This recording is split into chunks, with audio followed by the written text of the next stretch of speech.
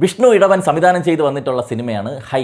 വിഷ്ണു ഇടവൻ എന്ന് പറയുമ്പം പോർ കണ്ട സിംഗം ബാഡാസ് മാതിരത്തി പിടിക്കും ഇതൊക്കെ എഴുതി നമ്മൾ ഹരം കൊള്ളിച്ചിട്ടുള്ള ഒരു ലിറിസിസ്റ്റാണ്. അദ്ദേഹം ഡയറക്ഷനിലേക്ക് വന്നിരിക്കുകയാണ്. അദ്ദേഹത്തിൻ്റെ എഴുത്തിൻ്റെ ഒരു ക്രാഫ്റ്റ് കാണുമ്പോൾ അറിയാം അദ്ദേഹം കുറച്ച് ഒബ്സർവേഷൻ പവറുള്ള ആളാണ്, ക്രിയേറ്റിവിറ്റി ഉള്ള മനുഷ്യനാണ്. അപ്പം സിനിമയിൽ ഒരു പ്രതീക്ഷ ഉണ്ടായിരുന്നു. നായകനായിട്ട് വരുന്നത് കവിനാണ്. കവിൻ്റെ സ്ക്രിപ്റ്റ് സെലക്ഷൻ അടിപൊളിയാണ്. നായികയായിട്ട് വരുന്നത് നയൻതാരയാണ്. നയൻതാരയൊക്കെയാണ് പ്രൊഡക്ഷൻ ടീമിലുള്ളത്. അപ്പോൾ അങ്ങനെ വരുമ്പോൾ ഈ സിനിമ ഒരു റൊമാൻറ്റിക് കോമഡി ഫീൽ ഗുഡ് ജോൺറയിൽ വരുന്ന ഒരു സിനിമയാണ്. അതിനോട് എത്രമാത്രം നീതി പുലർത്തി എന്ന് ചോദിച്ചു കഴിഞ്ഞാൽ ഈ സിനിമ തിയേറ്ററിൽ പോയി ധാരാളമായിട്ട് കാണാം. ഇത് എൻ്റർടൈനിങ് ആണ്. നമുക്കൊരു ഒരു ചെറിയ ചിരിയോടെ കണ്ടു തീർക്കാവുന്ന ഒരു സിനിമയാണ്. എന്നാൽ കുറച്ച് പ്രശ്നങ്ങളുണ്ട്, അതിലേക്ക് ഞാൻ വരാം. ഇപ്പോൾ കവിൻ്റെ ക്യാരക്ടർ എന്ന് പറയുന്നത് ടിപ്പിക്കൽ ഒരു വാഴ, ഒരു നിഷ്കു, സ്വയം ഒരു കഴിവില്ലാത്ത ഒരു മനുഷ്യനെന്ന് അയാൾ വിചാരിക്കുന്നു. അങ്ങനത്തെ ഒരുപാട് പേരെ നമുക്ക് ചുറ്റിനും കാണാൻ പറ്റും. നമുക്കും പലതരത്തിലും നമ്മുടെ ജീവിതത്തിലും പലയിടത്തും ചില കാര്യങ്ങളൊക്കെ അതിൽ കണക്ട് ചെയ്യാൻ പറ്റും. എനിക്ക് നോക്കിയപ്പോൾ ഈ കൂർക്കം വലി എന്ന് പറയുന്നത് എനിക്ക് ഭയങ്കര ബുദ്ധിമുട്ടാണ്. ഞാൻ കൂർക്കം വലിച്ചു എന്ന് മറ്റൊരാൾ പറയുമ്പോൾ നമ്മൾ എന്തോ തെറ്റ് ചെയ്ത പോലത്തെ ഒരു ഫീലിംഗ്, ഒരു ഗിൽട്ട് എനിക്കുണ്ട്. അപ്പോൾ എൻ്റെ ഭാര്യ എന്ന് പറയും എന്തോ ഒരു കൂർക്കം വലിയ എന്ന് പറയുമ്പോൾ ഞാൻ കൂർക്കം വലിയൊന്നും ഇല്ലാത്ത വലിയ മഹാനായിട്ടുള്ള മനുഷ്യനാണെന്നൊക്കെ പറയുമ്പോഴേക്കും വീഡിയോ എടുത്ത് കാണിച്ചില്ല. അപ്പോഴേക്കും ഇത്രയും വൃത്തികേടാണ്. നമ്മൾക്കിങ്ങനെ വായിൻ പളന്ന് വെച്ചുകൊണ്ട് ഉറങ്ങുന്നതെന്ന് നമുക്ക് അക്സെപ്റ്റ് ചെയ്യാൻ പറ്റില്ല. നമ്മൾ അങ്ങനെയൊക്കെ ചെയ്യും. നമ്മൾ ബസ്സിലേക്ക് ഇരുന്ന് പോകുമ്പോൾ ഓരോരുത്തരും വായും പളന്ന് വെച്ചോണ്ട് ഇരിക്കുമല്ലോ, ഉറങ്ങുമല്ലോ. ഇതുപോലെ ഞാൻ ഉറങ്ങില്ല. ഞാൻ വേറെ ദൈവം നേരിട്ട് കെട്ടിയിളക്കി വിട്ട ആളാണെന്നുള്ളൊരു വിശ്വാസമുള്ള മനുഷ്യന്മാരുണ്ട്. അങ്ങനത്തെ ഒരു സാധനം ഇവർ പറയുന്നുണ്ട് കേട്ടോ. ഒരിടത്തും അക്സെപ്റ്റ് ചെയ്യില്ല. ഞാൻ കൂർക്കം വലിയ ഞാൻ ഇങ്ങനെ കുറേ റിലേറ്റ് ചെയ്യാൻ പറ്റുള്ള ഒരു ക്യാരക്ടറാണ്. എല്ലാ പെണ്ണുങ്ങളടുത്ത് പോയി, എല്ലാ പെണ്ണുങ്ങളല്ല, അവന് ഇഷ്ടപ്പെട്ട പെണ്ണുങ്ങളടുത്ത് പോയി പ്രപ്പോസ് ചെയ്യും. അവളെല്ലാം തേച്ച് വിടും. അതിൻ്റെ റിഗ്രറ്റ് അടിച്ച് നടക്കും. കരഞ്ഞു കഴിഞ്ഞാൽ പുറത്ത് ആൾക്കാർ മൊണ്ണയാണെന്ന് വിചാരിക്കും. മൊണ്ണയാണെന്നുള്ളത് പുറത്ത് വരരുത് എന്നുള്ള രീതിയിലൊക്കെ ഉള്ള ഒരു ക്യാരക്ടർ നന്നായിട്ട് കവിൻ ചെയ്തിട്ടുണ്ട്. അങ്ങനെ കുറേ റിലേറ്റഡ് ചെയ്യാൻ പറ്റുന്ന ഒരാൾ ഒരു പ്രത്യേക സാഹചര്യത്തിൽ അവൻ വീടും നാടുമൊക്കെ ഉപേക്ഷിച്ച് വേറെ സ്ഥലത്തേക്ക് പോവുകയാണ്. നയൻതാരയുടെ ക്യാരക്ടർ അതുപോലെ ഒരു ഗ്രാമീണ പെൺകുട്ടി, അവൾക്ക് നല്ലൊരു പാരൻറ്റിങ് കിട്ടിയിട്ടില്ല. അവളെ ഇഷ്ടമല്ലാത്തൊരു കല്യാണത്തിലേക്ക് ഫോഴ്സ്ഡായിട്ട് തള്ളി വിടുമ്പോഴേക്കും അവൾ രക്ഷപ്പെട്ട് ഓടുകയാണ്. കുറച്ച് ബോൾഡായിട്ടുള്ള ഒരു ക്യാരക്ടറാണ്. ഇവർ രണ്ടുപേരും ഒരിടത്ത് വെച്ച് ഒരുമിച്ച് സന്ധിക്കുകയാണ്. അവരുടെ ജീവിതത്തിൽ പിന്നെ എന്തൊക്കെ സംഭവിച്ചു എന്നുള്ളതാണ്. അവിടെ നമുക്ക് അധികം കണ്ട് പരിചയമില്ലാത്ത, എന്നാൽ ഇതുമായിട്ട് സാദൃശ്യമുള്ള സിനിമകൾ വേറെ നമുക്ക് വന്നിട്ടുണ്ടെങ്കിലും ഈ ഒരു പ്ലോട്ടിൽ ഇങ്ങനൊരു സാധനം ഞാൻ ആദ്യമായിട്ടാണ് കാണുന്നത്. അവിടെ ഒരു ലവ് ഉണ്ടാവുന്നു. ആ ലവ് ആർക്കാണ് ഉണ്ടാവുന്നത്, മറ്റൊരാൾ അക്സെപ്റ്റ് ചെയ്തോ അവന്, ഇതൊക്കെയാണ് ഈ സിനിമയിൽ പറയണത്. ഇതിൽ ഒരു പ്രധാന പ്രശ്നം നയൻതാരയുടെ ക്യാരക്ടറിനെ ബ്യൂട്ടിഫുള്ളായിട്ട് എഴുതിയിട്ടുണ്ട്. നല്ല ഭംഗിയാണ്. നയൻതാര നന്നായിട്ട് പെർഫോം ചെയ്തിട്ടുണ്ട്. പക്ഷേ കവിനുമായിട്ട് പെയർ ചെയ്ത് നോക്കുമ്പോൾ നമുക്കങ്ങോട്ട് ചേരണില്ല. ഒന്ന് സെറ്റാവുള്ള ഒരു ടീച്ചറും ഒരു ഡിഗ്രിക്ക് പഠിക്കുന്ന ഒരു പയ്യനും പോലത്തെ ഒരു ഫീലാണ് വരുന്നത്. നയൻതാര മാക്സിമം മേക്കപ്പ് ഒക്കെ ചെയ്ത് ക്യൂട്ട്നെസ് ഒക്കെ ഇറക്കി കൊച്ചായിട്ട് വരുത്താൻ വേണ്ടി നോക്കുന്നുണ്ട്. പക്ഷേ പറ്റില്ല. മേക്കപ്പിനൊക്കെ പരിധി, നല്ല വയസ്സറിയുന്നുണ്ട്. വയസ്സായ ഒരാളെ മേക്കപ്പ് ചെയ്ത് നിർത്തിയിരിക്കുകയാണ്. എവിഡൻ്റായിട്ട് നമുക്ക് മനസ്സിലാവും. തെലുങ്ക് സിനിമയിലാണ് കൂടുതലായിട്ട് കാണുന്നത്. ഇളവന്മാരെ പിടിച്ചിട്ട് മേക്കപ്പ് ചെയ്ത് ചെറുപ്പക്കാരനായിട്ടൊക്കെ അഭിനയിച്ച്, അവനേക്കാളും ചെറിയ ആൾക്കാരെ പിടിച്ച് അമ്മയായിട്ടൊക്കെ അഭിനയിപ്പിച്ച് അങ്ങനെയൊക്കെ വരുന്ന ഒരു പരിപാടി. അതുപോലല്ലേ നയൻതാരയുടെ കേസർ നേരെ തിരിച്ചാണ് എനിക്ക് ഫീൽ ചെയ്തിട്ടുള്ളത്. മേക്കപ്പിൻ്റെ ആധിക്യം കാരണം പലയിടത്തും ഈ ഭംഗി വരെ നഷ്ടപ്പെട്ടു പോകുന്ന ഒരു അവസ്ഥയുണ്ട്. അതുകൊണ്ട് ഇവരുടെ കെമിസ്ട്രി എനിക്കങ്ങോട്ട് ഒട്ടണില്ല. പക്ഷേ ക്യാരക്ടേഴ്സ് തമ്മിലുള്ള കെമിസ്ട്രി നന്നായിട്ട് പറഞ്ഞിട്ടുണ്ട്. പക്ഷേ കവിനാണ് ഇപ്പുറത്ത് നിൽക്കുന്നത്, നയൻതാരയാണത്. അങ്ങനെ ചിന്തിക്കുമ്പോഴേക്കും നമുക്ക് ഒരിക്കലും ഒരു പെയറായിട്ട് ഫീൽ ചെയ്യുന്നില്ല. ഒരു ചേച്ചി അനിയൻ അങ്ങനത്തെ ഒരു ഫീലേ വരുന്നുള്ളൂ. പക്ഷേ സ്റ്റിൽ അതിൽ നിന്നുകൊണ്ട് അതിൽ ഇമോഷൻ ഉണ്ടാക്കിയെടുക്കാൻ അവർക്ക് പറ്റുന്നുണ്ട്. ആ ലവ് നമുക്ക് പറ്റുന്നുണ്ട്. അത് കവിൻ്റെ പെർഫോമൻസ് ഒരു രക്ഷയില്ലാത്ത പെർഫോമൻസ്. അയാൾ ഏത് ക്യാരക്ടർ ചെയ്താലും അയാൾ ജീവിക്കുകയാണെന്ന് നമുക്ക് ഫീൽ ചെയ്യും. തമിഴിൽ ബിഗ് ബോസിൻ്റെ പ്രോഡക്റ്റാണ്.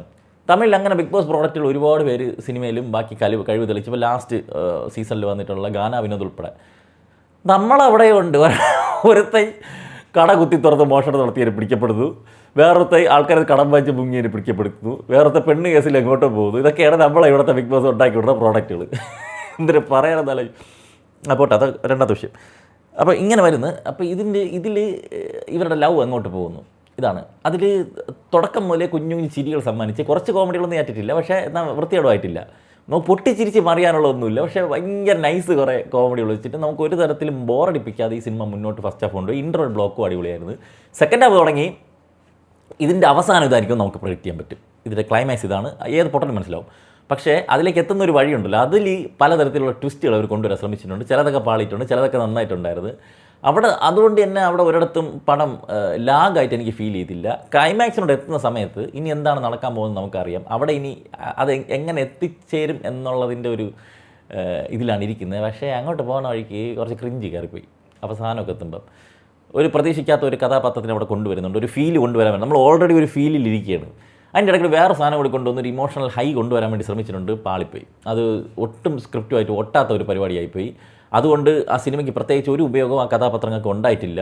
ഒരാൾ ഇഷ്ടപ്പെട്ടേ മതിയാകൂ എന്നുള്ളതിന് വേണ്ടിയിട്ട് ഫോഴ്സ്ഡായിട്ട് കുറച്ച് സീനുകൾ കുറച്ച് കഥാപാത്രങ്ങൾ കയറ്റി വെച്ചു എനിക്ക് തോന്നുന്നു. അതുകൊണ്ട് അവസാനം എത്തിയപ്പോഴേക്കും ആ ഇമോഷൻ പോയിട്ട് കണക്ഷൻ ഇല്ലാതെ കുറച്ച് നീണ്ടു പോയത്. കണക്ഷൻ കിട്ടിയിരുന്നെങ്കിൽ കുഴപ്പമില്ല, നമുക്ക് ആ ഫീൽ ഇരുന്ന് അവർ എന്ത് സ്ലോയിൽ പോയാലും പ്രശ്നമില്ല. ഇപ്പോൾ വാഴ 2 ക്ലൈമാക്സിൽ കുറച്ച് നീണ്ടാണ് പോകണേ, നമുക്ക് പ്രശ്നമില്ല. പക്ഷേ ഇതിൽ അവിടെ എത്തുമ്പോഴേക്കും കുറച്ച് വലിഞ്ഞു പോയതുമായിട്ടും ക്ലൈമാക്സ് പോർഷൻ അത്രയ്ക്ക് അങ്ങോട്ട് സെറ്റായില്ല. എക്സ്പെക്റ്റേഷൻ കുറച്ചുകൂടി ഉണ്ടായിരുന്നു. എന്നാലും ഈ സിനിമ ബോറടിക്കാതെ കണ്ടിരിക്കാവുന്ന ഒരു രസമായിട്ടുള്ള ഒരു സിനിമയാണ്. നിങ്ങൾക്ക് ലവേഴ്സൊക്കെ ഉണ്ടെങ്കിൽ അവരെ കൂടെയൊക്കെ പോയിരുന്ന തിയേറ്ററിൽ പോയി കാണാം ഉള്ള ഒരു സിനിമയാണ്. സിനിമയുടെ മറ്റ് എടുത്ത് പറയേണ്ട ഘടകങ്ങളെന്ന് പറഞ്ഞു കഴിഞ്ഞാൽ സിനിമോട്ടോഗ്രഫി രാജേഷ് ശുക്ല, അതുപോലെ എഡിറ്റിംഗ് ഫിലോമിൻ രാജ്, മ്യൂസിക് ജെൻ മാർട്ടിൻ. ഈ 3 കോംബോയും പ്രോപ്പറായിട്ട് വർക്കൗട്ടായാൽ മാത്രമേ അവർ എത്ര കഥയുണ്ടാക്കിയാലും എത്ര പെർഫോം ചെയ്താലും ആ ഫീൽ ഗുഡ് ഫീല് നമുക്ക് വർക്ക് ചെയ്യാൻ പറ്റുള്ളൂ. ഫീൽ ഗുഡ് പടങ്ങളുടെ പ്രത്യേകതയാണ്. ഇത് 3 കോമ്പിനേഷനും പക്കയായിട്ട് വർക്ക് ചെയ്താൽ സ്ക്രിപ്റ്റ് ടിപ്പിക്കലാണെങ്കിൽ പോലും ആൾക്കാർക്ക് അത് ഇമോഷൻ വർക്കൗട്ടാവും. അത് 3 ഇവർ വൃത്തിക്ക് ഈ പടത്തിൽ ചെയ്തിട്ടുണ്ട്.